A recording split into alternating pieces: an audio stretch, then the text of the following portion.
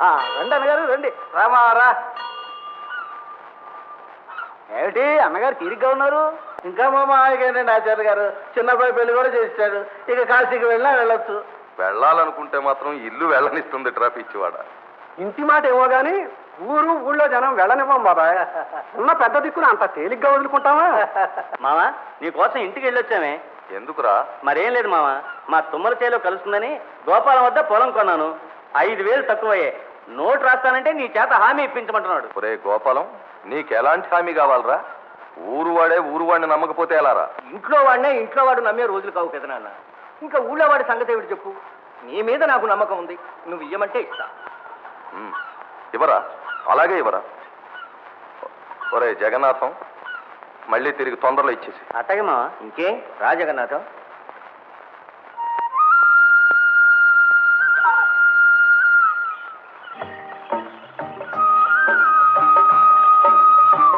దండాలి బాబు. ఏరా వెంకయ్య, 7 నాగళ్ళే ఉన్నాయి మిగతావి? మన చిన్న దున్నుతున్నాయండి బాబు. పాలేళ్ళ కన్నాలు వచ్చాయా? ఇంకా రాలేదండి. మన రంగండి ఇప్పుడే పంపించాను బాబు. పొద్దున ఎత్తి మీదకి వచ్చింది, ఇంకా వాళ్ళు వచ్చేది ఎప్పుడు తెచ్చేది ఎప్పుడు? ఎద్దులతో పాటు మొద్దుల్లా పనిచేయడమే తప్ప సుఖం వెరక్కపోయిన తర్వాత బతికెందుకు చెప్పు? నాగళ్ళు నడిపించు. చిత్తం బాబు చిత్తం. ఒరే రాయా, ఒరే సుబ్బయ్య, నాగళ్ళు నోడుతీయండి రా.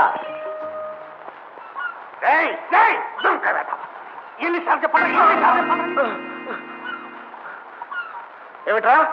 చూడండి బాబు, వీడికి ఎన్నిసార్లు బుద్ధి చెప్పినా మళ్ళీ దొంగతనంగా మనగట్టిని గట్టికి వస్తున్నాడు. ఎరా? లేదు దొరగారు. లేదా రాజయ్య గారి చేతికి అబద్ధం ఆడతాడా? మళ్ళీ ఛాయల్లో అడుగు పెట్టావా చర్మం ఉంచేస్తాను. ఏదో పిచ్చి సన్నాసి. పోనీయండి బాబు. వెంకయ్య, మన కంటపడకుండా ఇలాంటివన్నీ జరగట్లేదంటావు. ఏదో చూసి చూడనట్టు పోతాం. తీరా చూసిన తర్వాత కూడా వదిలేస్తే అలసైపోతాం. అంతేగా మరి.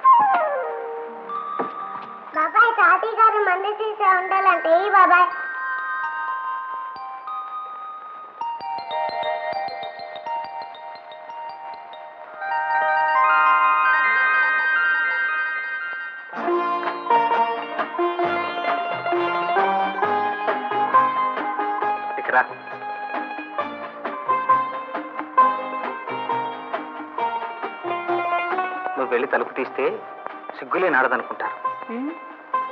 మరి మిమ్మల్ని? పాటలే కాదు, మాటలు కూడా వచ్చాయి.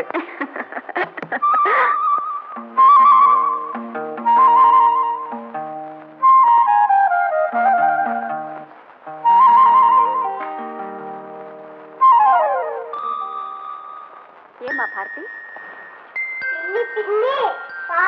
పాడైపోయిందంటే పిన్ని, అమ్మ కొత్త తెమ్మన్నది.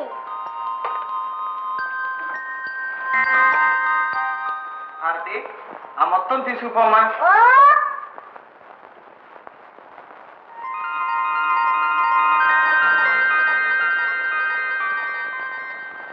గారెడు వాడి సంచిలో లాగా ఈ గదిలో ఇంకా ఏమి ఉన్నాయండి?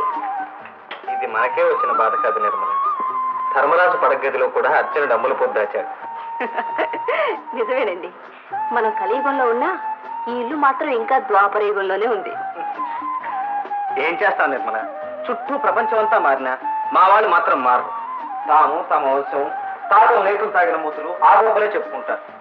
ఈ ఇంట్లో ఎన్ని గదులున్నా మా తాతమ్మ, నాయనమ్మ, మా అమ్మ, వదిన, మళ్ళీ మాట్లాడితే నువ్వు, అంతా ఇక్కడే తల్లులు కావాలి. అవసరమైన వస్తువులన్నీ ఈ గదిలోనే దాయాలి. ఇది అచ్చొచ్చిన గది, ఇది అచ్చొచ్చిన మంచం. కాదంటే మా వాళ్ళకి కష్టం. అనకపోతే మనకు కష్టం.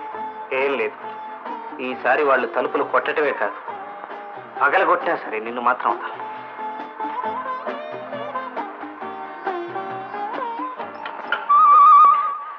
కర్మ కర్మ. ఉండు, ఈ ఒక్కసారే తలుపు తీస్తా. ఈ గదిలో ఉన్న సామాన్లన్నీ ఇచ్చి బయట పడేస్తా. అమ్మ దొంగ.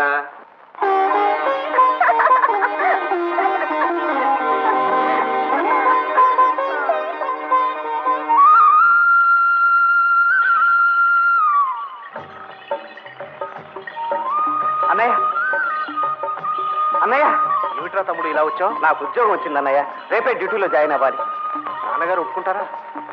మనం ఇద్దరం గట్టిగా పట్టుబడితే ఆయన ఏదీ కాదనరు అన్నయ్య.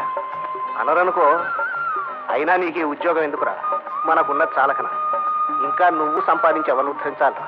అన్నయ్య, ఉంది ఉంది అనుకోవటమే కానీ మనకున్న దాంట్లో దాన ధర్మాలకి డాబు దర్పాలకి పోగా ఏడైనా ఇంత మిగిలిందా? కాలం మారుతోంది కానీ మనం మాత్రం మారటం లేదన్నయ్య. అన్నయ్య, నన్ను చదివించినందుకు సార్థకత ఉంటుంది. చన్నీళ్లకు వేడినీళ్లులాగా నా సంపాదన మన సంసారానికి సాయంగానే ఉంటుంది. నువ్వే ఎలాగైనా నాన్నగారిని ఒప్పించాలన్నయ్య. నేను ఒప్పుకుందా పెద్దబ్బాయి. ఆ వేళ వీడేదో చదువుకుంటాను సరదా పడ్డాడు. నువ్వు ఇంగ్లీష్ చదివితే గౌరవం అన్నావు, సరే అని ఒప్పుకున్నాను. పట్నం పంపించాం, చదివించాం, తగినట్టుగానే పాస్ అయ్యాడు, పేరు తెచ్చాడు. ఇప్పుడు ఈ ఉద్యోగం ఏమిట్రా? రాగా పోగా పశువుల డాక్టరా? చిచ్చి చిచ్చి చి. నా కొడుకు జీతపురాల కోసం ఒకరి కింద నౌకరీ చేయడమా? మరిది గారి భార్య తరఫు వాళ్ళందరూ ఉద్యోగాలు చేసి బ్రతకడమేగా, ఆధారే మంచిదని చెప్పారేమో వాళ్ళు. భాగ్యం, నువ్వు ఊరుకో. ఇదే మగవాళ్ళ విషయం. కాలం మారిపోతోందిరా, మనుషులం దిగజారిపోతున్నాం. పెద్దబాయ్, నీ అభిప్రాయం ఏమిటో చెప్పు. చదువుకున్నందుకు సార్థకం ఉండొద్దా అని తమ్ముడేదో సరదా పడుతున్నాను నాన్నగారు. పైగా తానే పెద్ద డాక్టర్. మనవాడి కిందే ఇంకా డాక్టర్లు, కాంపౌండర్లు, నౌకర్లు చాలా మంది పనిచేస్తారట. అన్నదమ్ములిద్దరూ కూడబలుక్కునే వచ్చారన్నమాట. సరే కానివ్వండి, మీ ఇష్టం.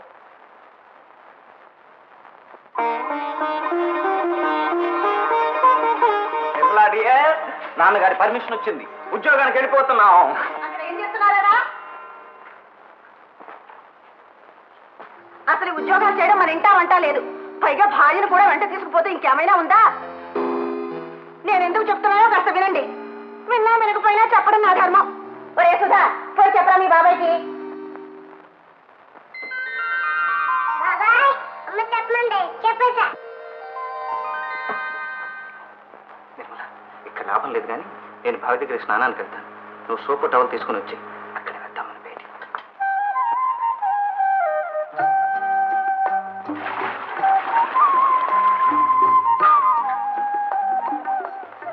ఏమండి, ఏమైనా సరే నేను మీతోనే వస్తాను. నాకు మాత్రం నేను విడిచిపెట్టి ఉండటం సంతోషం నిర్మల. పోతే ఇక్కడ ఆచారాలు కూడా మనం కాస్త పాటించాలి. మీ వంశంలో భార్యను వెంట తీసుకెళ్ళటం తప్ప? అది కాదు నిర్మల, వదిన నిష్ఠూరంగా అన్నా నిజమే చెప్పింది. ఆషాఢ మాసంలో భార్యాభర్తలు ఒక చోటు ఉండకూడదు. అబ్బా, మీకు కూడా ఈ పాత ఆచారాలు ఏంటండి? మనం ఎంత మోటోనైనా మనం ఉండేది పాత వాళ్ళతోనేగా. అయినా ఎన్నాళ్ళు నిర్మల, ఆషాఢ మాసానికి 60 రోజులు ఉండవుగా, 30 రోజులే. నౌకర్లు చాకర్లు ఇంటి నిండా ఉండగా బాబాయ్కి నువ్వు స్నానం చేయించడం ఏం బాగలేదట. అమ్మ చెప్పమన్నది, చెప్పేసాను. తర్వాత నీ ఇష్టం.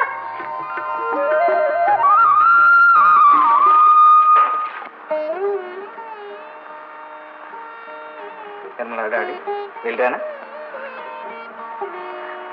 నాకేదో దిగులుగా ఉంది. ఎన్నేళ్ళో పిలిచిన అన్నా వదిలి వచ్చినప్పుడు కూడా నాకెంత చింత లేదండి. వాళ్ళు పెంచిన వాళ్ళు, మనం జీవితాన్నే పంచుకున్న వాళ్ళం నిర్మల. వస్తాను.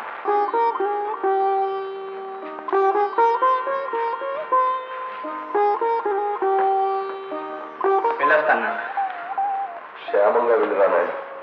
మన వంశగౌరవం నిలబెట్టు. తన చిత్రాలు రాస్తుంది. తమ్ముడు, టైం అయిందిరా.